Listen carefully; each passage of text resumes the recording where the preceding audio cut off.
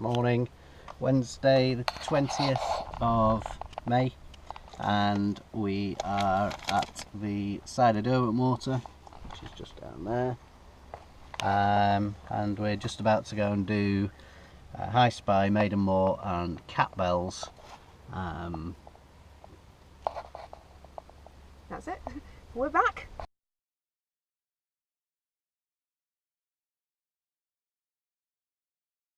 So there's the car, the lake, Keswick, just over in the distance, and Cat Bells is basically up above us somewhere there, and we're going to walk along the side of it first, just skirting the lake, and then when we get to the far end of High Spy, we'll start to climb up onto the top of the ridge and walk back this way across the ridge. We popped up from down there at the edge of the water, and we're just following the path right the way round, and I'm assuming, Rick, we're going to end up going up to the top. Is that Cat Bells? We walk 5 miles, 4.5 miles around there, and then we come back over the top of the 3 peaks. Okay. The ridge. Right, so just follow this path all the way round. Yeah, it's a nice day. It's a little bit chilly, but perfect walking weather. It's mighty fine to be back. We're just starting the climb now. Up to, I think we go to Grange first, but you can see we're right down on the road as we get disturbed by a car. Brilliant. Just so we're clear, I lied. We didn't start our ascent at all. In fact, the road is still there. So this is very much, definitely still a horizontal walk. Well, not long I think before we start. At some point. In 2 miles apparently, possibly.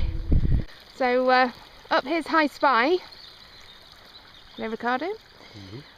Up here is Maiden Moor, although I don't think you can see it from this side of the ridge. And then Cat Bells is back over there, so trekking on.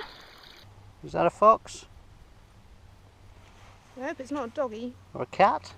It's too big for a cat, even our cat's not that big. Okay. A dog? Yeah, I hope not. Dog or a fox? We're not sure. Either way, I don't like it. So this is the River Derwent, leading obviously into Derwent Water, and this is where we now head off up to get up onto the top ridge. So now we're starting the climb. Finally going up. I think we've already done about 4 miles, but now for the next 5 or so. The first half of the walk was a gentle amble, the best way of describing it. Just steadily climbing, and now we do the one sort of sharp climb at the end here, getting up onto the ridge just below High Spy. But beautiful views here all the way down Borrowdale Valley. So we've walked all up the gully now into some slate quarry mines, and we're just about to do a bit of a scramble over this top bit. Hopefully we're not too far off the ridge then, and the peak of High Spy. So it's a good one for our first run out for a few weeks. Got the odd heart pumping. But might deserve an ice cream at the end of this. If you can just see where Rick is going straight up there, they've put little steps into by the side of the slate. So should make it a lot easier to walk up. I would say that's definitely the entrance to one of them. Who knows how far that goes? I wouldn't like to go there. No, I don't fancy trying it just now.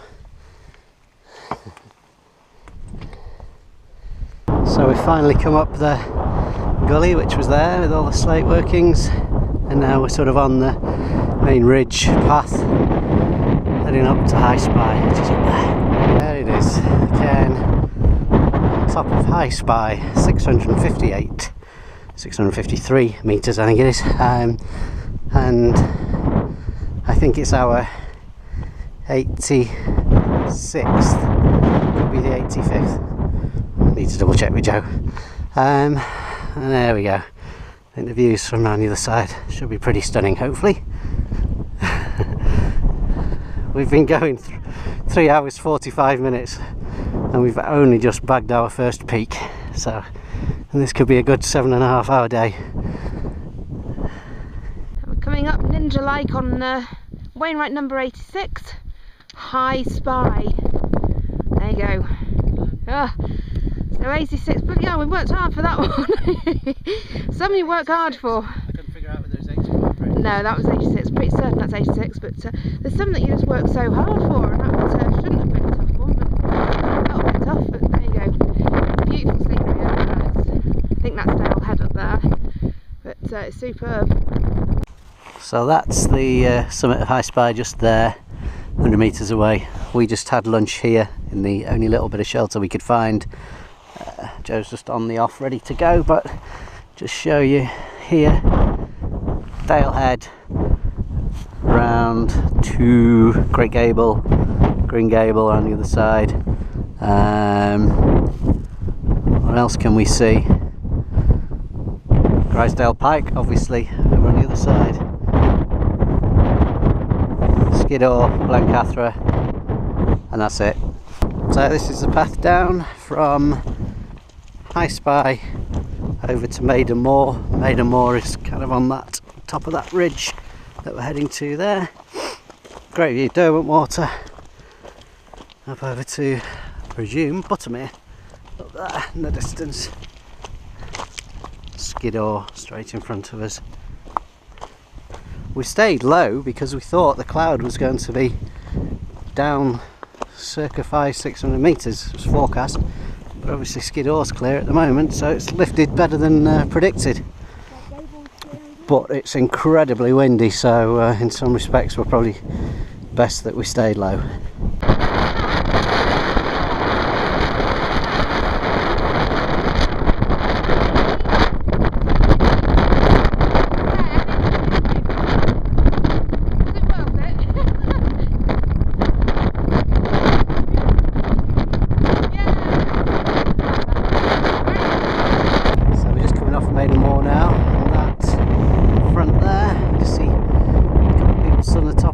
And there's a whole heap of people on the path heading up to it. We've not seen anybody for about, get down out the wind, half an hour or more. But obviously it gets busier nearer to Cat Bells you get. Most people just doing Cat Bells and straight up and down.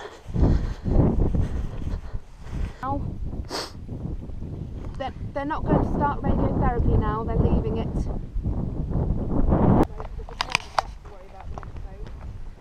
So that phone call was Joe taking the call from my mother, who's been fighting cancer for the last 9 months, so, and she's been for a final scan today, and we were just waiting to hear whether they'd got it all or not, and it appears that they have.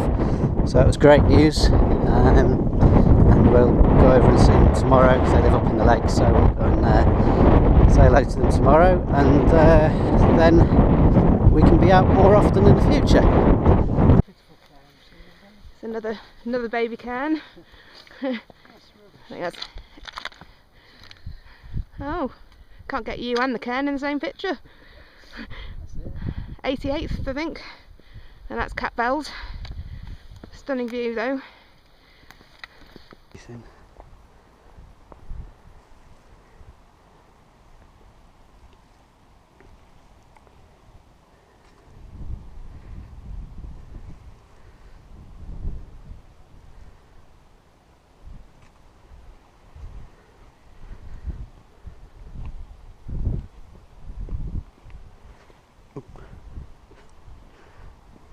That's us just coming down now off the final ridge. That's Cat Bells in the distance. There's somebody stood on top of it, if you can see them. And now we've just got this drop down, let's say down and round to the car, which is somewhere down at sort of 1 o'clock-ish from us.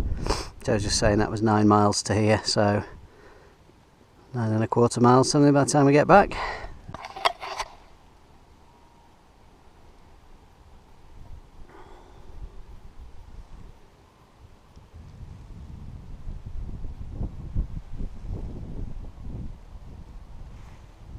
Lovely and peaceful when you're out of that wind. We're finally down, and we've got back to the car in one piece. I think it's taken a lot longer than we thought, but it's 9.5 miles well done. I think we're in need of a beverage now. So that's it, first one out. Hopefully we'll be back on the trail soon. So this is where we stayed for the last couple of nights. We're at Waterfoot Park at Pooley Bridge, in one of their little wooden teepees, which has everything that you need. So that's a pull-out bed and sofa, that's a double bed, table and chairs for 4, microwave, toaster, kettle, little 2-ring hob, and your own shower. Compact but perfectly formed. It's right.